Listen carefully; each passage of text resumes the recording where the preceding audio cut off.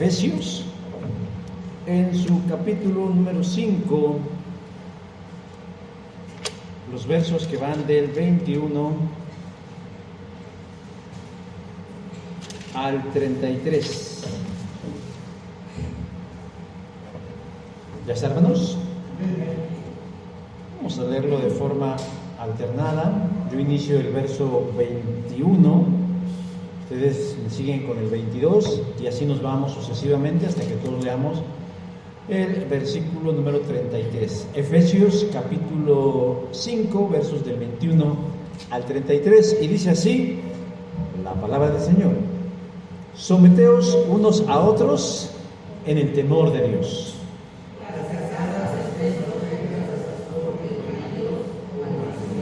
Porque el marido es la cabeza de la mujer, así como Cristo es la cabeza de la iglesia, la cual es su cuerpo, y Él es su Salvador. Así que, como la iglesia está sujeta a Cristo, así también las casadas obedezcan a sus maridos. Maridos, amad a vuestras mujeres, así como Cristo amó a la iglesia y se entregó a sí mismo por ella.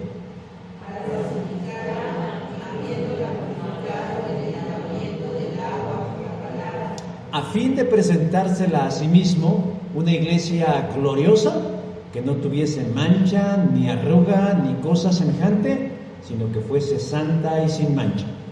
Así también los maridos deben amar a sus mujeres como a sí mismos. El que ama a su mujer, a sí mismo se ama. Porque nadie aborreció jamás a su propia carne, sino que la sustenta y la cuida, como también Cristo a la iglesia.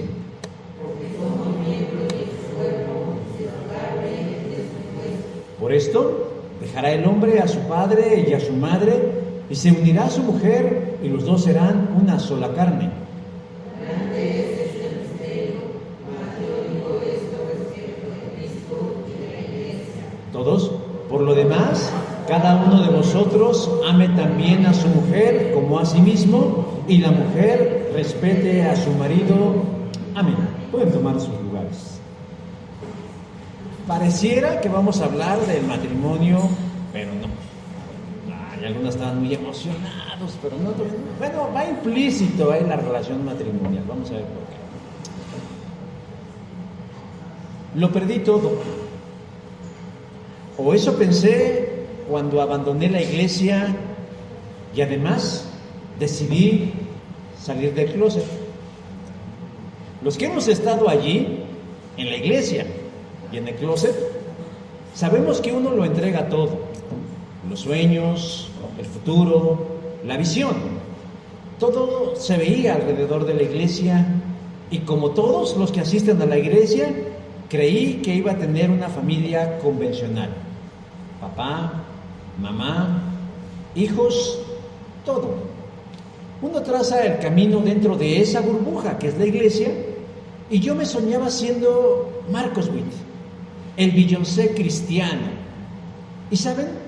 Me esforcé tanto en cumplir los estándares de la iglesia que terminé ahogándome en ellos, que cuando salí al mundo real me di cuenta de que estaba vacío, que no sabía quién era yo, quién era Juan Botero.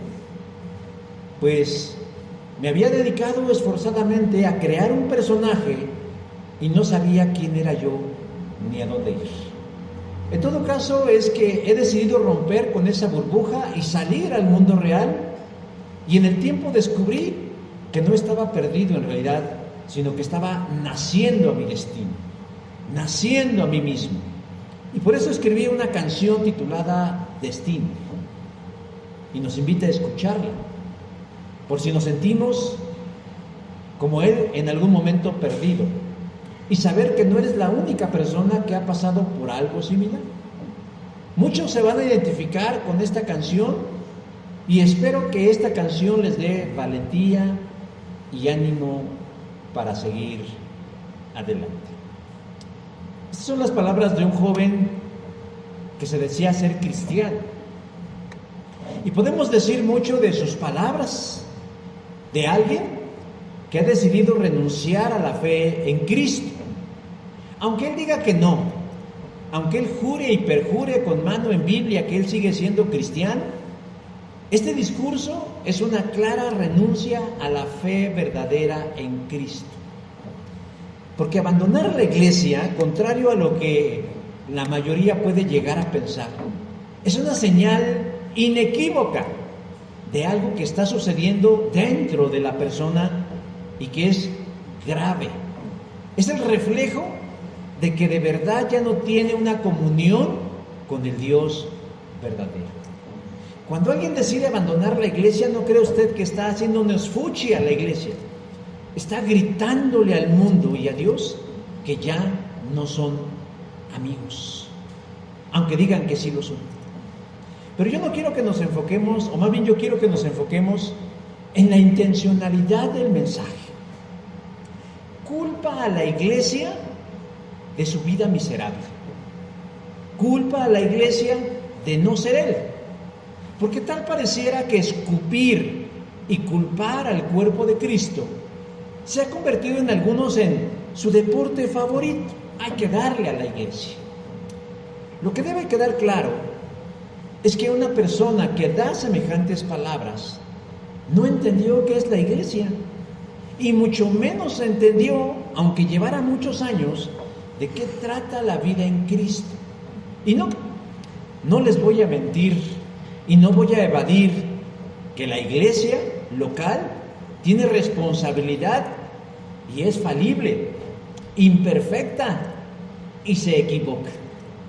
Pero tampoco no le vamos a cargar todos los muertos de la responsabilidad a la iglesia, porque cada uno de nosotros debe hacerse responsable como adulto que somos de sí mismo y de su fe.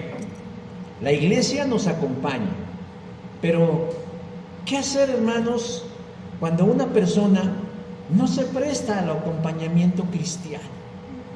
O sea, porque uno está aquí de migajero, ofreciéndose, y la gente con displicencia y a veces arrogancia no quieren que les demos ese acompañamiento. Realidades como esta o parecidas a esta, donde el fin es enfriarse y terminar abandonando la comunión de la iglesia, la dañan y la perjudican, al punto que se contribuye a algo que algunos creen que no puede suceder, que una iglesia se muera, que una iglesia local desaparezca, que cierre sus puertas, que apaguen las luces y que dejen de ser. La gente llega a la iglesia con altas expectativas, creyendo que es un pedacito del cielo. Y no los culpo. Yo también llegué a la iglesia creyendo que llegaba al mundo perfecto. Pero son esas mismas personas que esperan tanto de ella que no sé si se han contestado o planteado la pregunta de ¿qué pueden hacer ellas en aras de mejorar su iglesia? No solo criticarla o descalificarla, porque eso es muy sencillo y se nos da fácilmente. Pero es más fácil, hermanos, apuntar con el dedo de fuego y de juicio y señalar todo lo que está mal en la iglesia, pero no mover un dedo, no dedicar ni un tiempo y no soltar ni un peso para contribuir al sostenimiento, al mantenimiento y al avance de una iglesia local. Pablo fundó durante su tercer viaje misionero una iglesia en la ciudad de Éfeso y estuvo ahí 2 o 3 años hasta que la dejó bien consolidada y se fue a seguir su misión apostólica. Con el paso de los meses se nombró a Timoteo como pastor de la iglesia y que no fue una tarea sencilla. Pero bajo la mentoría del apóstol, Timoteo y la iglesia fueron hacia adelante. Pero han pasado poco más de 20 siglos desde ese entonces. Y dígame si existe la iglesia de Éfeso. No existe. La ciudad de Éfeso cayó en manos de los turcos en el año 630 o 640 después de Cristo. Pero para el año 1402 tanto la ciudad de Éfeso como la iglesia en Éfeso desaparecieron.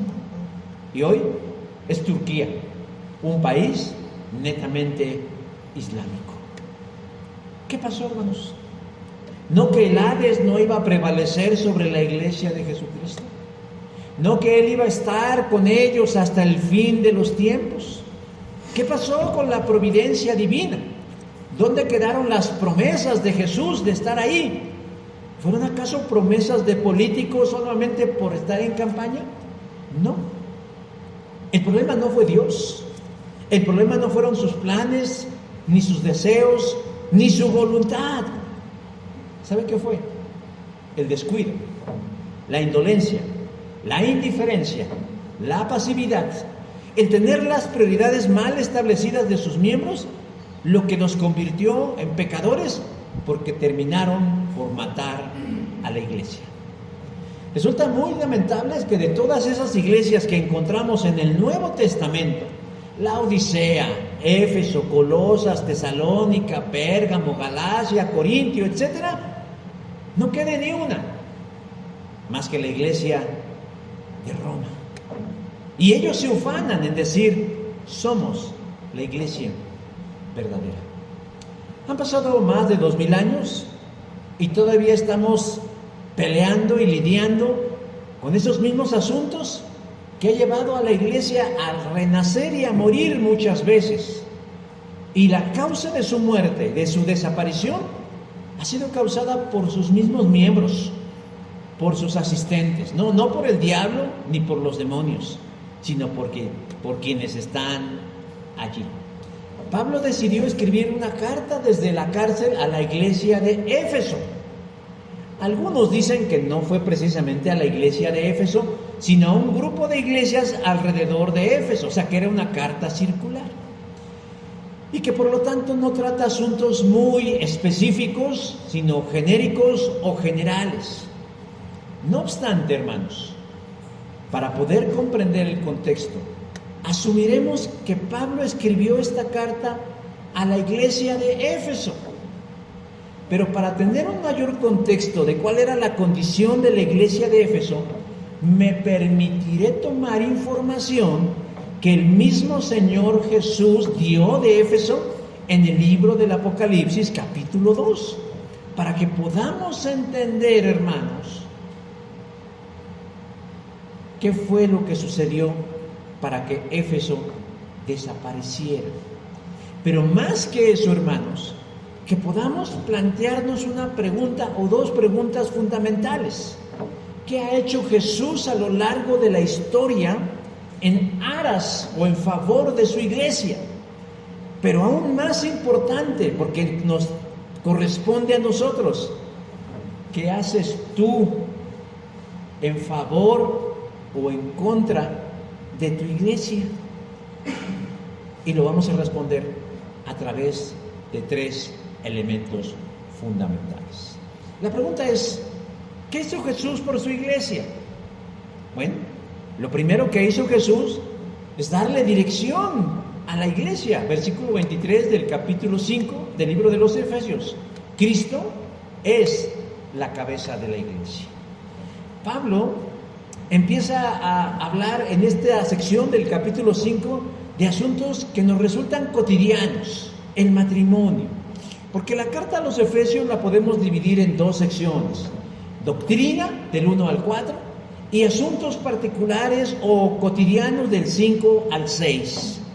Y es a partir, hermanos, de ese versículo, capítulo 5, donde Pablo habla acerca de las relaciones en la pareja, del orden establecido por Dios en un matrimonio. Ese es el tema principal y fundamental. Pero si nosotros somos listos y aprendemos a leer entre líneas, nos daremos cuenta que Pablo también va a hablar de la relación de Cristo con su iglesia. Y lo dice en el versículo 32.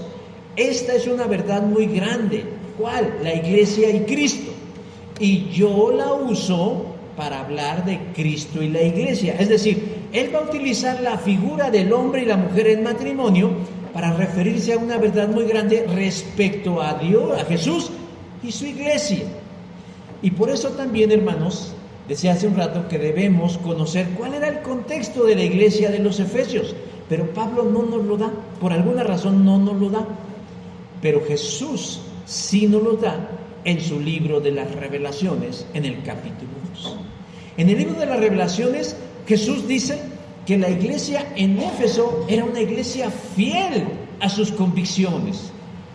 Apocalipsis, capítulo 2, versículo 2. Era una iglesia activa, tenía muchas actividades, hacía muchas cosas, parecía estar viva.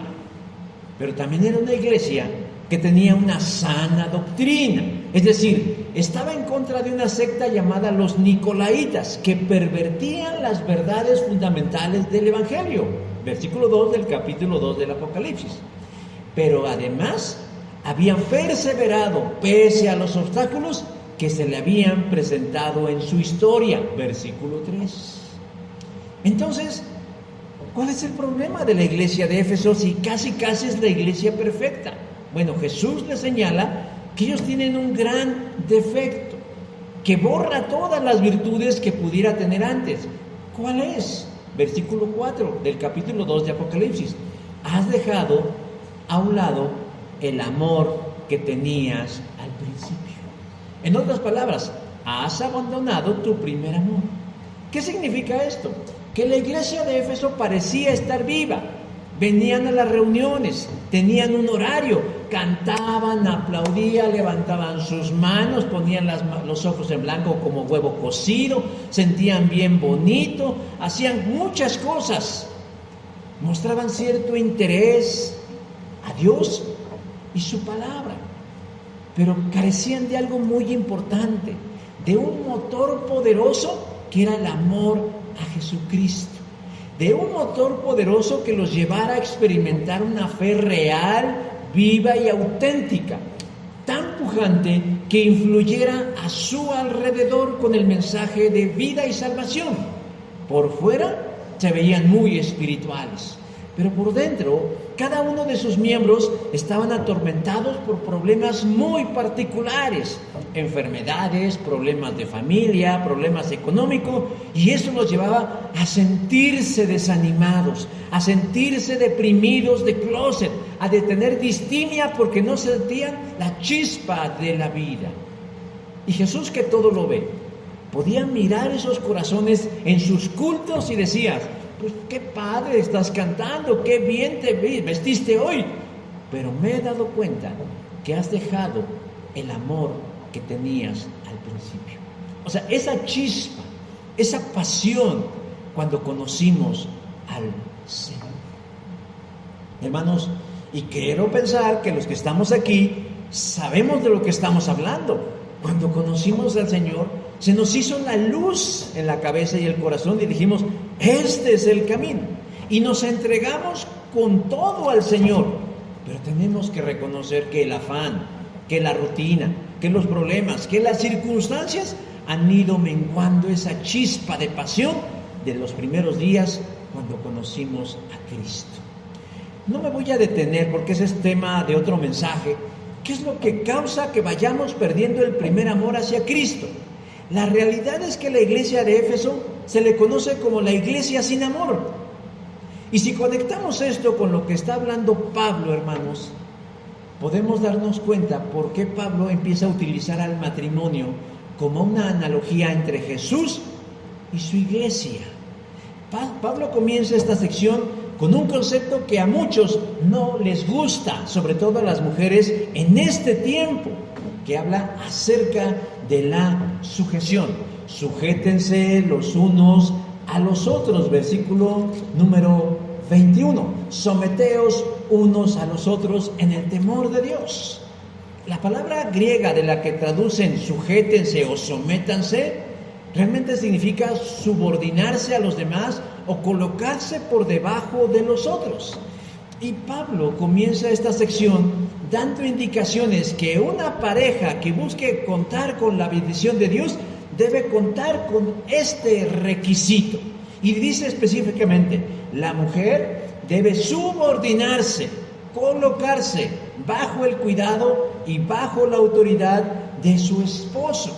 Y digo que esto no les gusta, sobre todo en estos tiempos feministas de tercera ola, porque obviamente creemos que la subordinación o la sujeción bíblica tiene que ver con sobajamiento, abuso y maltrato. Y algunos lo han entendido así y por eso hay problemas. Pero, hermanos, no tiene que ver con eso. La sujeción o la subordinación de una esposa a su esposo no es eso.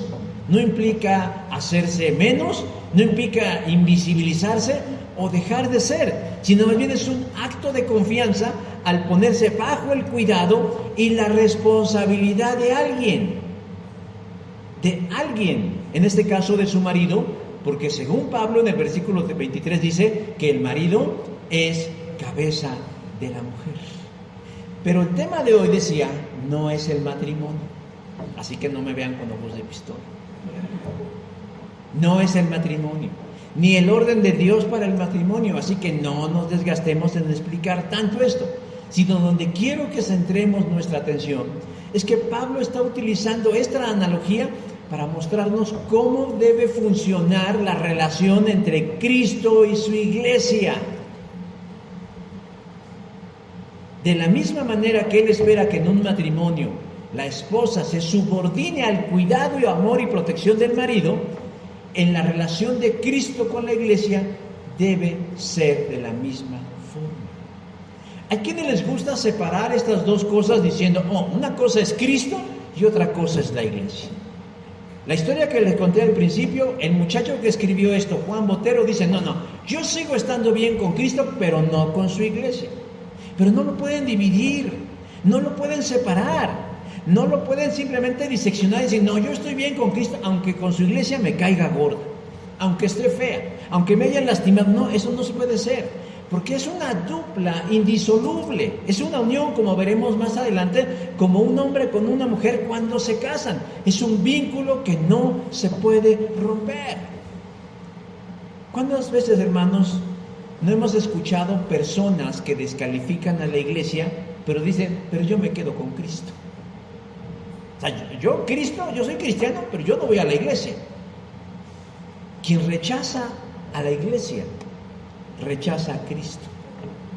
Así, aunque no les guste, porque son como un matrimonio. Pónganse a pensar los que están en una relación de pareja, en un matrimonio. Pónganse a pensar que de pronto alguien llega y los invita a una comida, a una fiesta, a una reunión, y les dicen, a ti sí, pero a tu marido no. A ti sí, pero a tu esposa no. A ti sí, pero a tu novio no. A ti sí, pero a tu novia no. Ustedes estarían en un lugar donde la persona que ustedes aman, que es su otra parte, no su contraparte, su otra parte, no lo quieren o no la quieren. Pues no. Por lealtad, por fidelidad, por amor, por identidad, dicen no. Si en este lugar no cabemos mi esposa y yo, si en este lugar, no cabe mi esposa, entonces no quepo yo. Del mismo modo, en todas esas mentes y corazones donde solamente quieren albergar a Cristo y no a la iglesia, no cabe Cristo, porque Cristo es más leal que nosotros. Y dicen, en tu corazón no cabe mi iglesia, que es mi esposa, que es mi cuerpo, entonces tampoco quepo yo. No podemos quitar a Cristo de la iglesia, ni a la iglesia de Cristo, porque son algo que van juntos. Y Pablo utiliza una figura muy interesante de un cuerpo que tiene una cabeza. O se imaginan ustedes a una cabeza, a un cuerpo sin cabeza solamente en las leyendas, o en estas historias que muchos hemos referido. Yo tengo una historia de mi infancia, que recuerdo que mi abuela y unas tías mías iban a celebrar algo muy importante, no me acuerdo qué, y de pronto dijeron que iban a hacer pollo con mole. Y para garantizar que el pollo fuera fresco, tendría que ser caliente, es decir, tenían que sacrificarlos ellas. Y recuerdo que yo tendría unos 4 o 5 años y estaban descabezando los pollos. Y de pronto ahí, así a pura mano, descabezaban los pollos. Y de pronto recuerdo uno muy claramente de cómo le arrancaron su cabeza y lo pusieron con el otro montón de los pollos Y así como película de terror, se levanta el cuerpo del pollo sin cabeza y empieza a correr para allá y empieza a correr para acá. Y yo de 5 años espantadísimo, porque en mi lógica pequeña yo no entendía cómo es que un pollo sin cabeza podría andar. Pero ¿qué le pasaba a ese cuerpo de pollo sin cabeza? Pues chocaba, se caía, se golpeaba, se tiraba. En realidad solamente eran reflejos de un cuerpo que no tenía dirección, no sabía dónde ir. Hermanos, si nosotros como iglesia no estamos unidos a la cabeza que es Cristo, somos como ese pollo sin cabeza. Caminamos a tontas y a locas, torpemente, y corremos el peligro y el riesgo de estrellarnos, pero en realidad es un cuerpo muerto. Así como el marido es la cabeza de la esposa, dice, así como Cristo es la cabeza de la iglesia. Él es nuestra cabeza. ¿Y qué implica que sea nuestra cabeza? Que nos da dirección, que nos marca el rumbo, que nos dice qué hacer, qué pensar, cómo hacerlo y de qué manera realizarlo. Pero ¿saben qué es lo más hermoso de todo esto? Que es un acto voluntario. Jesús decidió ser nuestra cabeza. Jesús decidió ser nuestra dirección. ¿Y saben por qué lo hizo? Lo hizo porque nos ama. Eso lo veremos más adelante. La intención, hermanos, de poner a Cristo como cabeza no solo implica que tiene autoridad y dominio sobre nosotros, sino implica que nos da dirección y nos guía, nos marca la trayectoria, el camino correcto para vivir y para hacer las cosas. Entonces, no seamos, hermanos, como la gallina o como el pollo al que le arrancaron la cabeza y de pronto anda corriendo a tontas y a locas. ¿Qué hay en la cabeza, hermanas, además de cabello que se peinan algunos o se lo pintan? ¿Qué hay además de pestañas y cejas y labios y bigotes y barbas? Bueno, hermanos, algunos dicen que está el órgano más importante del cuerpo, que es el cerebro. Y que están los ojos y que están los oídos que le ayudan a colectar información para que la procese en su cerebro y pueda indicarle al cuerpo lo que tiene que hacer. Pero ¿qué le pasaría a un cuerpo sin cabeza? Muere, fracasa y muere. Y Pablo sabía esto por revelación y utiliza esta imagen para decirnos cuán importante es que la iglesia se mantenga subordinada a Cristo si es que quiere seguir adelante. Porque Jesús, mejor que nadie, sabe a dónde ir, sabe qué hacer, sabe cómo hacerlo, sabe qué quiere hacer y cuándo llevarlo a cabo. Pero reitero, lo más hermoso es que fue un acto voluntario de Jesús. Él le dijo a Pedro, y sobre esta roca edificaré mi iglesia. Y esta es la primera vez que Jesús en Mateo 16, 18 habla de la iglesia. Y lo hace con un sentido de propiedad. No dice, y construiré una iglesia, sino dice, mi iglesia. Él afirmó que iba a fundar, construir, fortalecer su iglesia, hablando en un sentido muy amplio. Y Él elige, hermanos, ser nuestra cabeza para marcarnos el camino correcto y garantizar que no nos vamos a perder, que no nos vamos a extraviar y que no vamos a fracasar. Eso lo hizo Jesús por su iglesia. Ahora yo les pregunto, ¿qué hacen ustedes en relación a esto para que su iglesia no se pierda? Subordínense a Cristo. Pónganse bajo la autoridad de Cristo, no de sus corazonadas, no de sus circunstancias, no de sus temores, no de sus miedos, no de sus flojeras, no de sus traumas, no de sus dificultades, sino de Cristo. Por eso dice, someteos los unos a los otros en el temor de Cristo.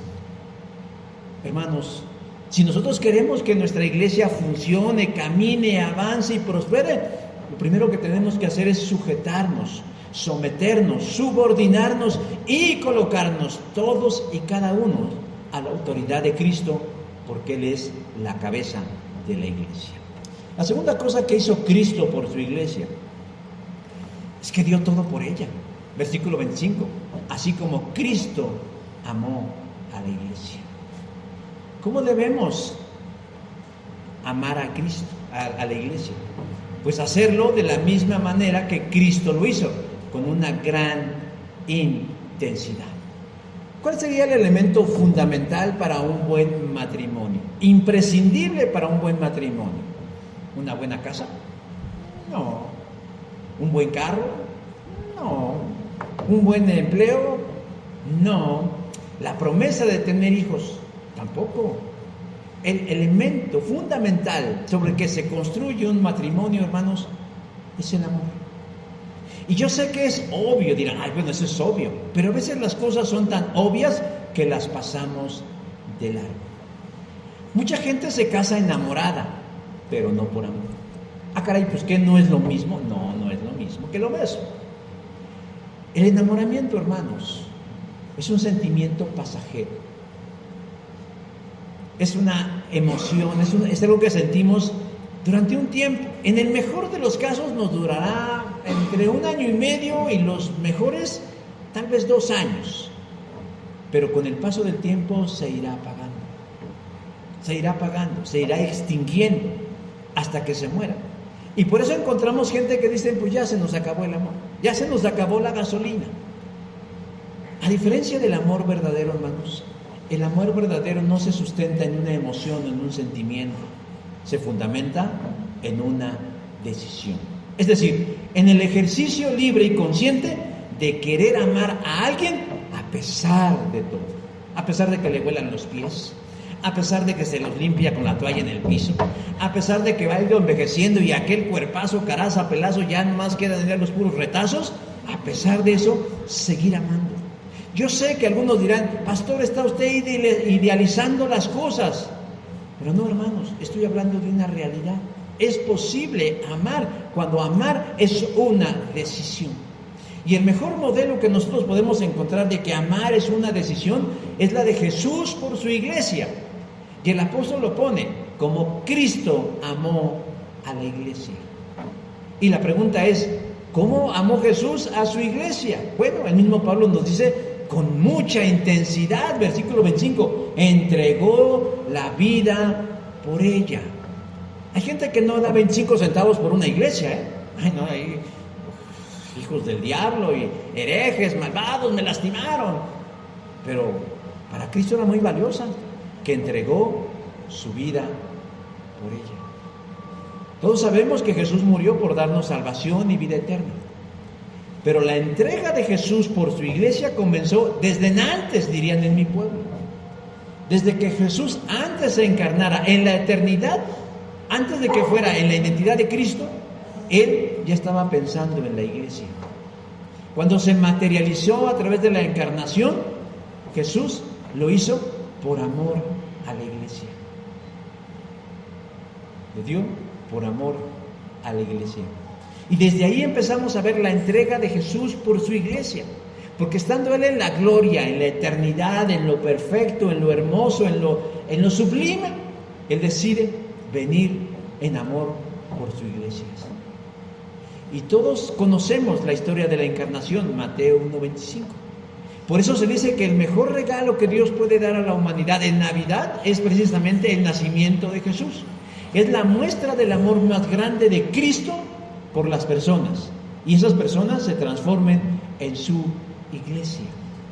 Pero Pablo nos dice en otra de sus cartas a los filipenses el nivel de entrega de Jesús por su iglesia, que teniendo todas las prerrogativas, privilegios y virtudes, nos dice que no se aferró a su divinidad como cosa a que quedarse, Filipenses 2:6, sino que en un verdadero acto de amor se despojó de sí mismo, tomando forma de siervo, Filipenses 2:7, y aquí la palabra despojar es la palabra que significa vaciarse completamente, renunciar voluntariamente y temporalmente a todos sus privilegios por amor a las personas. Jesús dejó todo lo que tenía con la única intención de subordinarse a algo superior, que era ¿qué? La redención del mundo, en este caso de su iglesia. Hermanos, si nosotros nos ponemos a pensar en las implicaciones de lo que significó que Jesús dejara de ser el Logos para ser uno como nosotros, realmente nos entenderíamos esta cuestión del amor por su iglesia. O sea, Él se hizo menos de lo que ya era. Se denigró, siendo Dios, a convertirse en un hombre. ¿Qué dice el versículo 8 de Filipenses 2? Que hallándose en forma de hombre, se humilló a sí mismo. Para Jesús, hacerse como nosotros fue un acto de humillación muy grande. ¿Por qué? Porque realmente limitó todo lo que Él era. Porque empezó a experimentar el cansancio. Porque empezó a experimentar la tristeza. Porque empezó a experimentar el hambre. Porque empezó a experimentar el temor o las dudas como hombre en su naturaleza humana. Empezó a sentir muchas cosas que no había sentido, y eso era subordinarse, era colocarse por debajo de algo. Es más, llegó a tal punto que Jesús, siendo Dios, tuvo que tener la necesidad de desarrollar necesidades fisiológicas como ir al baño. ¿Usted no se ha puesto a pensar que Jesús iba al baño? Iba al baño, y no solo a hacer pipí, sino también a hacer popó. Y eso para Dios era denigrante. Para nosotros es lo más normal. Bueno, creo que para la gran mayoría es lo más normal. Pero para el Dios eterno, el hecho de bajar hasta ese nivel, por eso dice Pablo, se humilló en forma de hombre y se humilló a sí mismo. ¿Y por qué hizo eso Jesús? ¿Qué llevó a Jesús a dejar todo eso para convertirse en esto? Hermanos, por amor a su iglesia. Por amor a su iglesia. Porque tenía en mente la iglesia. Y aunque la kenosis solo fue un primer paso de ese amor sacrificial, experimentó en carne propia el rechazo de los suyos, Juan 1:11. Y la culminación de ese amor fue su muerte vicaria en la cruz por el perdón de nuestros pecados, Lucas 23:46. Tan solo por esto, hermanos, se dice que la muestra más grande del amor de Dios ha sido entregar a su Hijo. Así como Abraham lo iba a hacer en el Antiguo Testamento, con la diferencia de que Isaac no sabía que él era el sacrificio, pero Jesús sí sabía que él era el sacrificio. Pero sabía que ese sacrificio era por amor a cada uno de nosotros. ¿Qué hizo Jesús por su iglesia? Pues lo dio todo. No se reservó nada. Por eso, hermanos, a veces es injusto que haya algunos que le están pidiendo a Dios, dame más. Señor, dame más. Muéstrate más. Señor, derrama más. Y a veces hasta cantamos, Señor, derrama más, dame más. Y pedimos más como sandijuelas. Y dame más. Y Jesús ha de estar así como desconcertado. Ah, caray, pues si yo ya te lo di todo. O sea, yo ya me di todo completamente. Jesús no dio un brazo, ni un ojo, ni un pelo, ni un pedacito. Él lo dio todo por su iglesia. Él se entregó por nosotros, porque nos ama. Y Él no se lo reservó para nada. Y a Dios le costó un dolor en el corazón haber entregado a su Hijo. Ahora, vamos a cambiar el orden de las cosas. Si Jesús dio todo por su iglesia, ¿qué debes hacer tú por tu iglesia? Ah, no, yo nomás le doy el 10%. El 10% de mi tiempo. Le doy las obras de mis talentos. Le doy cuando puedo. Voy si quiero. Y me invento un montón de pretextos. Pero ¿sabía usted que Jesús es nuestro mayor y mejor ejemplo? Él le dijo a sus discípulos, yo les di ejemplo para que lo sigan. No para que lo consideren. Dice, yo les di ejemplo para que lo sigan. Y luego dice, hagan lo mismo que yo. Juan 13:15. Entonces, ¿qué tenemos que hacer?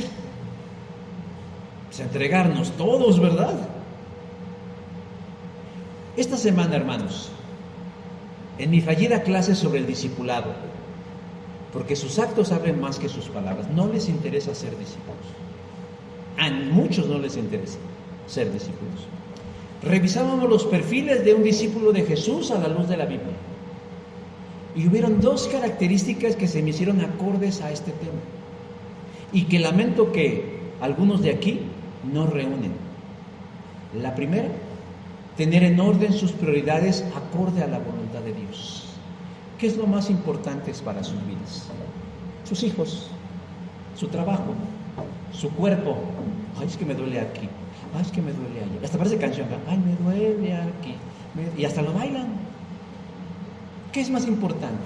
Su casa, su coche, su trabajo, sus quejas. Eso es más importante para ustedes.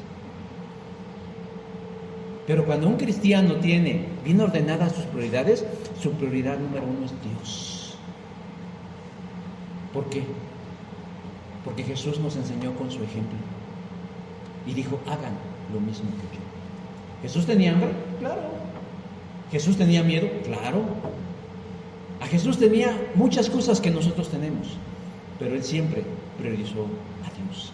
Y la segunda cosa que vimos es de que ordena esas prioridades poniendo a Cristo como el centro de sus vidas. Y bajo esa premisa dirige su vida y toma decisiones. Y no tiene que estar inventando excusas para no hacer la voluntad de Dios. Es que no pude llegar, es que no lo pude hacer, es que no se me dio, es que no tengo dinero, es que no sé cuándo. No, hermanos, cuando estamos en paz con Dios y con los valores del reino, suceden milagros. Alguien me preguntaba, ¿por qué no vemos esos hechos milagrosos en la iglesia? Porque no se los ganan, porque no se los merecen.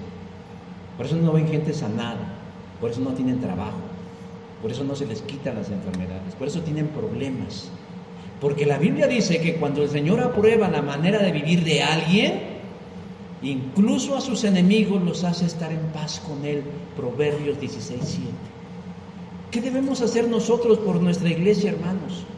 Entregarnos, todos, lo que somos. No está diciendo que nos vengamos a vivir al templo, no, eso no es. Que entendamos que la iglesia no es un evento dominical, que entendamos que ser iglesia no es únicamente venir a cantar, sino que ser iglesia es ser luz en cualquier lugar donde el Señor me ha colocado. Y en tercer lugar, hermanos, ¿qué hizo Jesús por su iglesia? Ya vimos, se puso como cabeza para darle dirección, no se vaya a perder la gallina sin cabeza. Segundo, lo dio todo, completamente todo. ¿Quién murió en la cruz? Cristo. ¿Y quién es Cristo? Dios. ¿Entonces murió Dios? Sí. El Cristo encarnado, el Dios Logos murió, sí. ¿Para qué? Para que tuviéramos vida. Pero la tercera cosa que hizo Jesús, hermanos, y que hace por su iglesia, es que la cuida y la protege. Versículo 29. La sustenta y la cuida, como también Cristo a la iglesia. Hay algo que echa por tierra, hermanos, la subyugación de la mujer por parte del marido. Porque Pablo dice, no solo le dice a la mujer, subordínate al marido, porque él es tu cabeza, sino le dice, también los maridos deben amar a sus mujeres como a sus mismos cuerpos. El que ama a su mujer, a sí mismo se ama. Una esposa que se subordina a su marido hace una concesión de fe, es decir, dices, ok, tú eres la cabeza, yo de manera voluntaria me subordino a ti porque pongo en ti mi confianza y mi esperanza que nos vas a llevar como matrimonio a un buen camino. La subordinación de una mujer a su marido no es para que éste se enseñoree o se sirva de ella de forma gratuita, lava, plancha y lo demás. No, sino que debe demostrarle mediante el amor y el cuidado lo que ella vale para él. Y este es el principio de un matrimonio exitoso, hermanos. Y Pablo lo toma para hablarnos de la relación entre Jesús y la iglesia y apela a algo lógico. Nadie odia a su propio cuerpo. Ustedes odian su cuerpo. A lo mejor no les gusta. A lo mejor dicen, no, pues estoy así como chueco. Estoy así.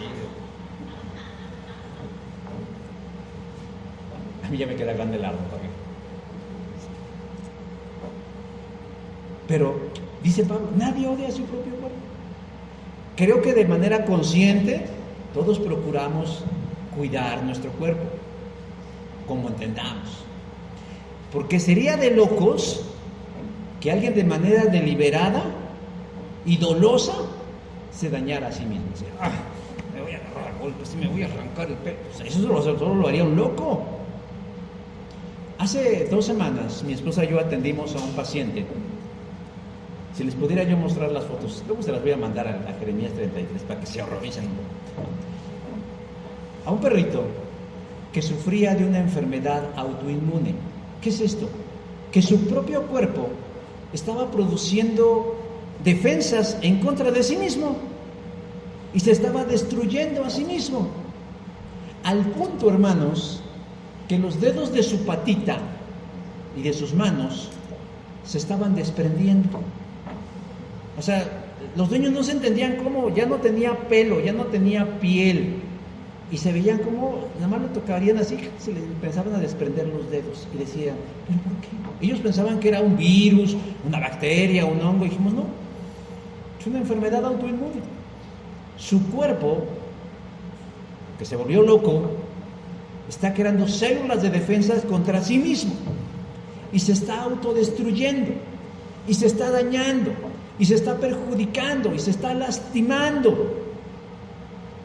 Y aquí hay de dos: o le invierten en un buen tratamiento inmunosupresor para que esas células dejen de dañar a su cuerpo, o le cantamos las golondrinas. Uno implica mucho dinero y esfuerzo, y el otro lo más fácil es pues ya dormir.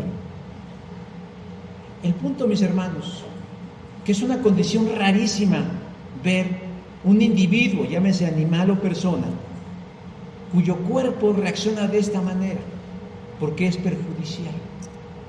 Por eso Pablo dice, nadie se aborrece a sí mismo dañando su cuerpo, nadie, sino que se cuida. Pues de la misma forma en cómo se cuida, debe cuidar a su esposa. Y entonces pasa el plano de la iglesia.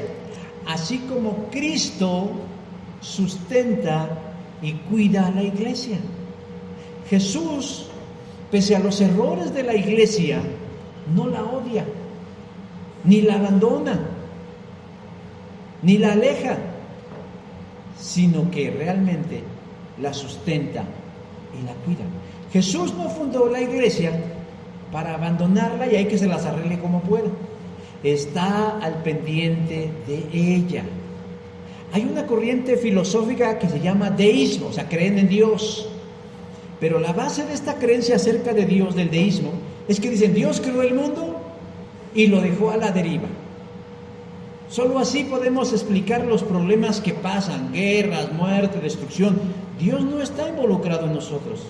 Híjoles, ese pensamiento, hermanos, es un pensamiento de desesperanza y que no da respuesta. Pero Jesucristo no actúa de esa manera, sino que Él empeñó su palabra de ir con la iglesia. Tengan por seguro que estoy con ustedes siempre hasta el fin de los tiempos. Mateo 28:20. El acompañamiento de Cristo no es pasivo ni presencial. Ay, Cristo está aquí sentado viéndonos. No, sino es activo y participativo. De tal manera que Él cuida a la iglesia proveyéndole lo que necesita. Ektrefo es la palabra en griego que Pablo utiliza para hablarnos del cuidado de Dios a su iglesia. Y en otras versiones de la Biblia lo traducen como la alimenta. Y algunas más dicen la entrena, la adiestra, la prepara. Hermanos, yo no sé por qué, pero a veces, bueno, a mí sí me ha pasado. Siempre miramos al vecino y decimos, ay, el pasto del vecino es más verde que el mío. El coche del vecino es más bonito que el mío. La familia del vecino es más bonita que la mía. La esposa del vecino es más guapa que la mía. Sus hijos de mi vecino son más mejores que él. O sea, siempre estamos en ese tipo de comparaciones. Y eso, hermanos, lo llevamos también a la iglesia. Es que hay iglesias mejores que esta. Claro, nunca hemos dicho que somos los mejores. ¿A qué decimos? Nunca hemos dicho que somos los mejores. Sabemos que hay iglesias mejores que nosotros, aunque eso lo califica el Señor. Pero yo no sé si ustedes se han puesto a pensar que el Señor, de acuerdo a su voluntad, Él ha colocado en cada iglesia local los ingredientes necesarios para mantenerla y hacerla crecer. El Espíritu Santo está entre nosotros. ¿No lo creen? Pues si no lo creen, estamos amolados. Si no creen que el Espíritu Santo está entre nosotros, entonces ya vámonos, hermanos. Apaga eso, vamos. Porque no creen que el Espíritu Santo está aquí. Entonces, si partimos de la idea que el hecho sobre el que construimos es el Espíritu Santo y que está entre nosotros, también debemos creer que Él nos ha dado dones y talentos y nos llama a servir. ¿Cuál es el problema entonces? El problema está en nosotros, hermanos. En que no queremos. O no entendemos. O somos sordos. O no sabemos lo que Dios nos demanda. Pero de que el Señor ha provisto lo necesario para que cada iglesia local crezca, avance y prospere, ahí está.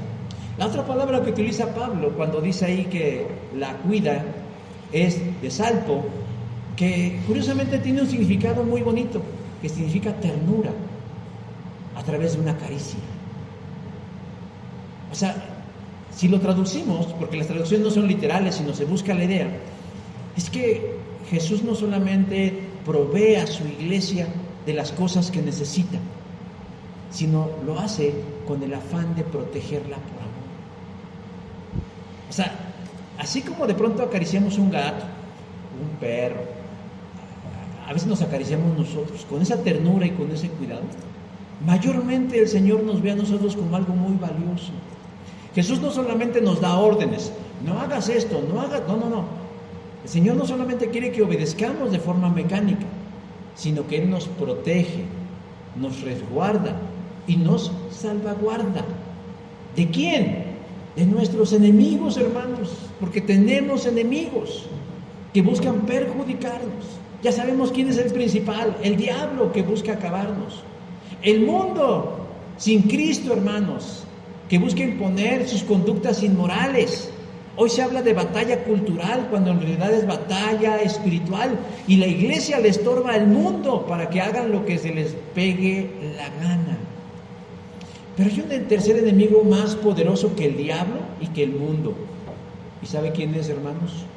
Somos nosotros. Somos nosotros mismos. Porque no estamos dispuestos a hacer nada por el bien de la iglesia local. Solo quejarnos de ella. Es que en esa iglesia no cantan bien. Es que en esa iglesia no hay músicos. Es que en esa iglesia esto. La critican, la juzgan, la descalifican, la comparan, pero no están dispuestos a mover un dedo para hacer algo. ¿Por qué pusieron esas ventanas ahí? Yo las hubiera puesto en otro lado. ¿Por qué está ese señor de pastor? Porque si yo estuviera de pastor, no, hombre, otra cosa sería. ¿Por qué pusieron esas sillas de verde? ¿Por qué no compran mejor sillas acoginadas? Oiga, es que en la otra iglesia hacen actividades de jóvenes y campamentos. ¿Y eso sirve? ¿Y eso ayuda, hermanos? Piensen otra vez en su relación de pareja. Que de pronto llegue su esposo, su esposa, su novio o sus hijos y les digan: ay, mamá, es que doña Juanita de la tienda lava mejor la ropa que tú. Fíjate que tengo una compañera en la oficina que huele más rico que tú. No, pues mira, fíjate que se me acabó el agua y el muchacho que trae el agua, no, hombre, está más fuerte que tú. Está bien sabroso, puro colágeno. ¿Ustedes cómo se sentirían, hermanos? O sea, eso fortalece su relación de pareja. Dicen: qué padre, mi esposa me está comparando con el muchacho del agua. Pues claro que no, hermanos.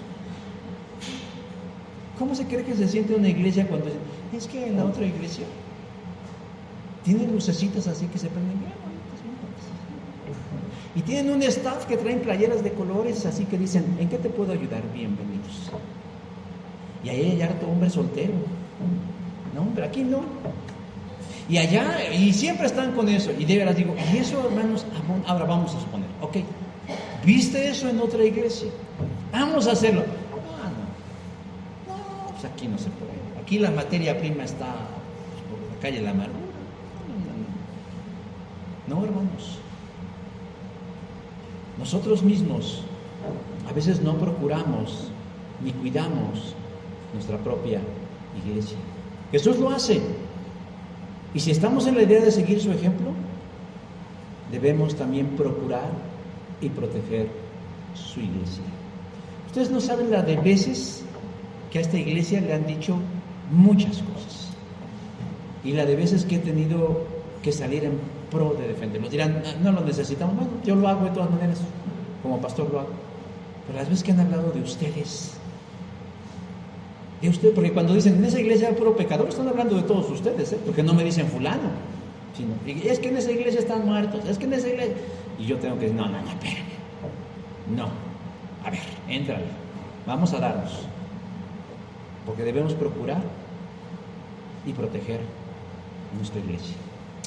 Pablo termina esta parte del matrimonio hablando de un tema fundamental entre la pareja, la unidad.